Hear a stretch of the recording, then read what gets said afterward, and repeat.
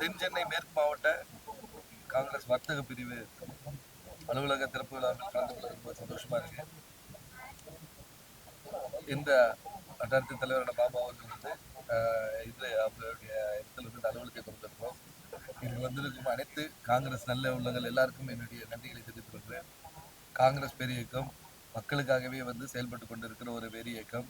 இந்த பெரிய இயக்கத்தை வலிமைப்படுத்தக்கூடிய நீங்கள் இன்னும் மேலும் மேலும் நம் கட்சியின் புகழையும் சாதனைகளையும் தியாகங்களையும் நம் மக்களிடம் எடுத்து சொல்ல வேண்டும். இந்த இடத்தை சொல்லி வருகின்ற 2026 மீண்டும் நம் கூட்டணி ஆட்சி அமைத்து மக்கள் ஆட்சியை நாம் தர வேண்டும் என்று கேட்டுக்கொள்கிறேன். நேற்றைய தினத்துல பிரதமர் கலந்து கொண்ட நிகழ்ச்சியில மக்களால் தேர்ந்தெடுக்கப்பட்ட அமைச்சரா இருக்கட்டும் எம்பிகளோட பெயர்கள் எல்லாம் புறக்கணிச்சுட்டு தன்னுடைய கட்சியை சார்ந்த நிர்வாகிகளோட பெயரை பிரதமர் சொல்லியிருக்காரு.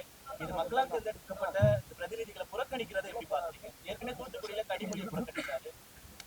அதாவது மத்திய அரசு தமிழகத்தையே புறக்கணித்து தான் இருக்கிறது. அதனால அந்த பேரை புறக்கணிக்கிறதுல வந்து நம்ம வந்து ஒரு பெரிய இதாக எடுக்க முடியும். ஏன்னா வந்து நிவாரண இதுல இருந்தும் சரி, இப்போ நம்ம கல்விக் கொள்கை பின்பற்றலைன்னு சொல்லி வந்து தர வேண்டிய நிதிகளா இருக்கட்டும், அதுபோக வந்து இன்று பிரதமர் அவர்கள் வந்து ராமேஸ்வரத்துக்கு வந்து நேற்று வந்தபோது வந்து இலங்கைக்கு போயிட்டு வந்திருக்காரு.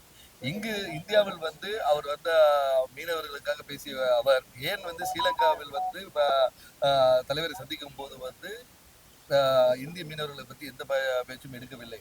அதாவது நம்ம வந்து இது வந்து ஒரு அவருடைய வருகை வந்து நம்ம தமிழகத்தை வந்து நடக்கின்ற ஆட்சி முறையை வந்து குறை சொல்வதற்கும் ஆட்சியாளர்களை வந்து குறை சொல்வதற்காகவே தான் வந்த மாதிரி தான் இருக்கிறது.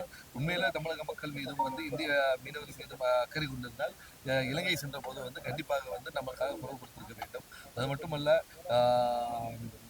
தொடர்ந்து இப்போ வருகை வரும்போது வந்து தமிழர்களையும் புகழ்ந்து பேசும் பிரதமர் அவர்கள் டெல்லி சென்ற பிறகு தமிழகத்தையே மறந்துடுறாங்க. அதனால வந்து அடிக்கடி வந்து நம்ம முதல் வந்து நிதியை கொடுங்க தான் நம்ம கேட்கணும். ஃபர்ஸ்ட் ஆஃப் ஆல் வந்து அதாவது மெஜாரிட்டி இருக்கிறதுனால வந்து என்ன வேணா செய்யலாம் என்று மத்திய அரசு நடத்தி கொண்டிருக்கிறது. இப்போ வக்ஃப் போர்டாக இருக்கட்டும், அந்த மசோதாவை வந்து நல்ல இரவு 2 மணிக்கு லோக்சபாலையும் 3 மணி அளவுக்கு ராஜ்யசபாலையும் பாஸ் பண்ணியிருக்கிறாங்க. இது வந்து ஒரு சிறுபான்மையினரை வந்து ஒரு குறிவைத்து செய்யும் செயலாக தான் இருக்குது. இது வந்து ஒரு இதோடு முடியாது. இது மற்ற இதையும் தொடர்ந்து வரக்கூடிய ஒரு வாய்ப்புகள் இருக்கு. மக்கள் விழிப்போடு இருக்க வேண்டும் கேட்கிறேன். மக்கள் பிரதிநிதிகள் அவரை சந்திச்சு நீங்க தமிழ்நாட்டுக்கு நிதி கொடுங்கன்னு கேக்குறீங்க. தமிழ்நாட்டுக்கு கல்வி நிதி கொடுக்க மாட்டாங்க. ஆனா அந்த இடத்துல எந்த பதிலையும் சொல்லாத சென்ட்ரல் கவர்மெண்ட் ஒரு பொது மேடையில அரசியல் பேச்சாக இந்த கமெண்ட் வந்து பிரதமர் சொல்றாரு. ஏன் நீங்க நேரடியா ஒரு மக்கள் பிரதிநிதியை சந்திக்க அவர் தயங்கக்கூடியவர் அரசியல் மேடைகள்ல இந்த கருத்தை வந்து சொல்றதுக்கான காரணம் என்ன? இல்ல அவங்க வந்து இப்போ நீங்க சொன்னபடி பார்த்தீங்கன்னா, இப்போ பத்திரிகையாளர் சொன்னது போல வந்து மக்களா தேர்ந்தெடுக்கப்பட்டவர்களையும் மேடையிலே சொல்லப்படுத்தவர் வந்து அவங்களுக்கான பதிலை வந்து அவர் நேரடியாக சொல்லுவார். அவங்கள பொறுத்த வரைக்கும் ஓட்டு வங்கியாக தான் எல்லாரையும் பார்க்குறாங்க. மக்களாக பார்க்கவில்லை, ஒரு ஓட்டு பேங்காக தான் பார்க்குறாங்க. ஸோ அதனால வந்து அவங்களோட பேச்சும் சரி, செயலும் சரி எல்லாமே வந்து தேர்தலும் வாக்கு இது மட்டுமா தான். பல்வேறு இடங்கள்ல நம்ம தமிழக மீனவர்கள் தாக்கப்படும் போது பல கடிதங்களை முதலமைச்சர் இருக்காரு, நீங்களும் கொண்டு போய் கொடுத்துருக்கீங்க. ஆனா அந்த எந்த இடத்துலயுமே ஒரு பதில் நாங்க இந்த நடவடிக்கை எடுத்துக்கோன்னு சொல்லாத பிரதமர் வந்துட்டு நான் இலங்கையில போயிட்டு பேசினேன் அப்படின்ற மாதிரி அவங்க சைடு அபிஷியலா ஒரு ஸ்டேட்மெண்ட் கொடுத்துருக்காங்க. இதை எப்படி பாக்குறீங்க? இந்த நடவடிக்கையை தடுத்து நிறுத்தப்படுமா, இல்ல ராமேஸ்வரத்தை மையமா வச்சு ஒரு ஆன்மீக அரசியல் அவங்க சொல்ற மாதிரி ஒரு இந்துத்துவ அரசியலை முன்னெடுக்கிறதுக்காக அவங்க பேசுறாங்க? கண்டிப்பாக வந்து இது அரசியல் நோக்கத்தோடு செய்யணும். இப்போ அந்த ராமேஸ்வரத்தில் வந்து ஒரு பாலம் நம்ம அமைத்திருக்கணும். வந்து அது ஒரு நல்ல ஒரு திட்டமாக தான் சொல்லுகிறேன். ஏன்னா வந்து ராமேஸ்வரத்தில் வந்து அந்த பாலம் வந்து பல ஆண்டுகள் இருந்தாலும் அதை புதுமைப்படுத்தி ஒரு புதிய பாலம் இருக்குது. ஆனால் வந்து அந்த மேடையை வந்து இவர்கள் அரசியலுக்காகவும் வந்து கொண்டு வந்தது வந்து ஒரு வருத்தத்தை அளிக்கிறது. எப்பவுமே பார்த்தீங்கன்னா வந்து ஒரு பிரிவினையை கொண்டு வர வந்து ஒரு தரப்பினர் மட்டுமே வந்து இது மக்களுக்கு பொதுவாக அவர் இருக்க வேண்டும் என்று சொல்லுகிறேன். தொடர்ந்து வந்து இலங்கை அரசினால் வந்து தமிழக மீனவர்கள் வந்து சிறைப்பிடிக்கப்படுகிறார்கள். அவர்களுடைய ஓட்டுகள் சேதப்படுத்தப்படுகிறது.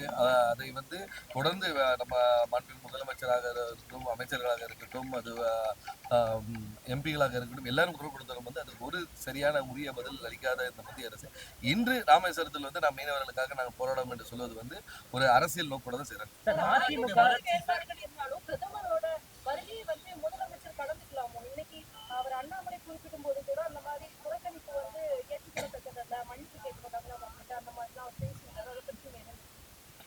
அதாவது இப்போ பிரதமர் வந்திருக்காரு. பிரதமர் வரும்போது முதலமைச்சர் இல்லாட்டி முதலமைச்சர் பிரசிடென்ட் பண்ணி வந்து அமைச்சர்கள் வந்து ரிசீவ் பண்ணியிருக்காங்க, சென்ட் ஆஃப் பண்ணியிருக்காங்க. ஸோ இது வந்து ஒரு விவாதமாக்கின வளர்ச்சி 3 மடங்கு அதிகமாயிருக்கு. ஆனாலும் சில நடுநாள் தமிழ்நாடு நோக்கி இது நிதி நிதி 3 மடங்கு கொடுத்துருக்கோம், இருந்தாலும் சில பேர் அழுகுறாங்க அப்படின்னு சொல்லி கமெண்ட் சொல்லியிருக்காரு. அதாவது 3 மடங்கு 4 மடங்கு கொடுத்தாலும் பட் உரிய நிதியை கொடுத்தாருங்களா என்றதை நம்ம சிந்திக்க வேண்டியது. ஏன்னா வந்து ஜிஎஸ்டியை பொறுத்த வரைக்கும் தமிழ்நாடு கான்ட்ரிபியூஷன் வந்து அதிகமாக இருந்தாலும் இன் ரிட்டர்ன் வர வேண்டிய அமௌண்ட் எவ்வளோன்றது நம்ம வந்து புள்ளி விவரமாக நம்ம ஆல்ரெடி பல இதில் சொல்லியிருக்கிறாங்க.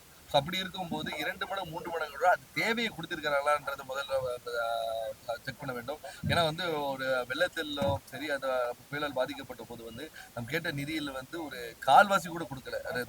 ஸோ அதனால வந்து தொடர்ந்து மக்களுடைய கோரிக்கையை ஏற்று அரசுடைய வந்து பரிசீலனை செய்து அதுக்கான உரிய தொகை சார், பாஜகவை எதிரியாக கடந்த காலங்களை விமர்சிச்ச அதிமுக, சீமான் போன்றவர்கள்லாம் இப்போ தேர்தல் நெருங்க அவங்க ரகசியமா போய் சந்திக்கிறாங்க. இது எப்படி இது திமுக கூட்டணிக்கு எதிராக இது போன்ற சக்திகள் ஒண்ணு சேருவது அப்படின்னு எப்படி பாக்குறீங்க? இது மக்கள் மனசுல எப்படி மாறி போய் உங்களுக்கு சாதகமா நினைக்கிறீங்களா? 2026 பிரகாசமா இருக்கிறது. ஏனால் வந்து இப்போ புதிய கட்சிகள் வந்து இருக்கிறது, புதிய கூட்டணிகளுக்கான முயற்சிகள் நடந்து கொண்டிருக்கிறது. எதுவாக இருந்தாலும் வந்து இது தேர்தல் களம்ன்றதுனால வந்து ஒரு நெருங்க தான் வந்து நம்ம அதை உறுதிப்படுத்த முடியும். கண்டிப்பாக 2026 வந்து நம்மளுடைய கூட்டணி மிகப்பெரிய வெற்றி அடையும்.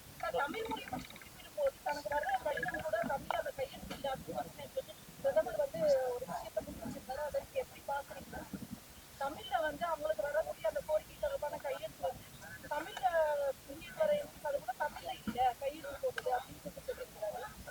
அதோட இப்ப நம்ம வந்து தமிழகத்துல இருந்து சரியாக இருமொழி கொள்கையை வைத்திருக்கோம். தமிழ் அல்லது ஆங்கிலத்தை வைத்திருக்கோம். அதனால ஆங்கிலத்தில் கொண்டு வர இருக்க தமிழில் கொண்டு கொண்டு தான் இருக்கிறாங்க. இதை வந்து ஒரு விமர்சனமாக வந்து ஒரு இதுல ஏன்னா வந்து நம்ம லாங்குவேஜ் கம்யூனிகேஷன் அந்த கம்யூனிகேஷன்ல நம்ம பாலிசி படி நம்ம கரெக்டாக தான் பண்ணிட்டு இருக்கோம்.